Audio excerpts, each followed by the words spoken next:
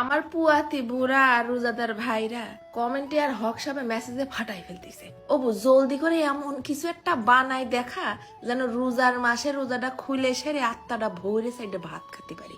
ও এরম একটা কিছু হলে আর কি লাগে, একদম সহজ। ফার্স্টেই কড়াইয়ের মধ্যে মাইরে দিতে হবে না 2 টেবিল চামচ খানিক ঘি।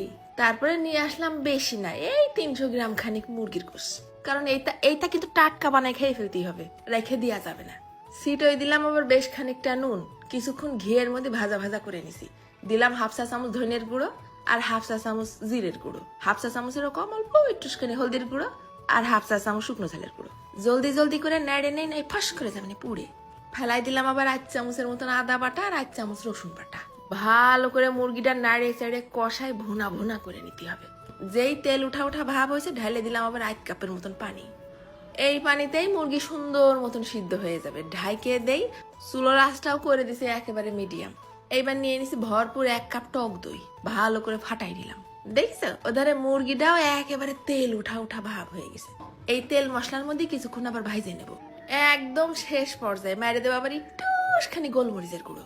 সব নাড়ে চাড়ে মিশাই এই তেল উঠা উঠা অবস্থায় এবার রেখে দেবো ঠান্ডা হওয়ার জন্য। এবার কড়াইয়ের মধ্যে নিয়ে নিলাম আরো খানিকটা ঘি। ঘিটা গরম হয়ে গলে গেলি ঢালে দিলাম 1/2 চা চামচের মতন হলদির গুঁড়ো আর 1/2 চা চামচের মতন শুকনো ঝালের গুঁড়ো। চুলোর আঁচ কিন্তু একদম লো করা, যেন আবার ফস করে পুড়ে না যায়। ঘির মধ্যে ঝাল হলুদটা মিশাই নিয়ে গরম গরম ঢালে দেবো নিয়ে এসে ওই টক দইয়ের পর। আরে বাবা, তোমরা শুকনো ঝাল না খাতে চাইলে এই জায়গায় কাঁচা ঝালও থেতো করে মিশাই নিতে পারো, কেউ কামড়াতে আসবেন না, কোনো সমস্যা নেই। এবার ওই ভুনা মুরগিটা ঠান্ডা হয়ে গেছে না, ফেলাই দিলাম বেশ অনেকটা মুরখানি কাঁচা পেঁয়াজ, দিচ্ছি আবার আরো খানিকটা কাঁচা ঝাল কুচি আর বেশ খানিকটা ধনেপাতা কুচি। মাইরে দিলাম আবার সম্মানিত লেবু খানের অর্ধেকটা রস।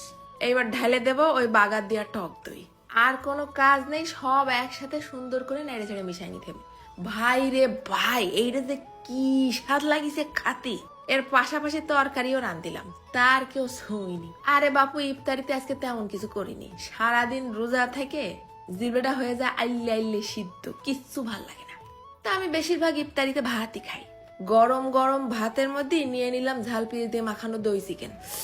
ওরে সর্বনাশ, একদম পুরো কড়াই সাইডে খাওয়ার মতন রেসিপি হয়েছে একটা। প্রথম গালটা ভাত মাখায় জিবলের পর পড়ার সাথেই শুরু হয়ে গেছে 100 মিটার দৌড় প্রতিযোগিতা।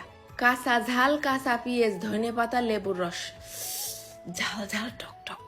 আর ফাঁকে ফাঁকে একটু মুরগির গোশ কুটকুট করে কাটিয়ে নিয়ে ভাতের মধ্যে তুলে দিলাম গালে। টক দই কিন্তু পেটের জন্য খুব উপকারী, তবে যদি সরাসরি চুলোয় দিয়ে রান্না না করা হয়। আরে শোনা, অল্প স্বল্প ভাত খেয়ে উঠতে পারবা না, এইটুকু গ্যারান্টি দিচ্ছি। আমারই তাই আজকে খাওয়া বেশি হয়ে গেছে। এই সমস্ত জিনিস খাওয়ার সময় হুঁশ থাকে, খাইয়ে উঠি ডায়েট করবানে পরে। কিছুক্ষণ পর পর খসমস করে কাঁচা পেঁয়াজ পড়তেছে দাঁতের তলে।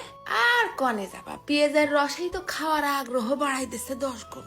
ঘরে যদি 2-4 পিস মুরগি থাকে, দেরি কেন, আজকে টুকুস করে বানাই খেয়ে দেখে নি। চলে গেলাম, ধন্যবাদ।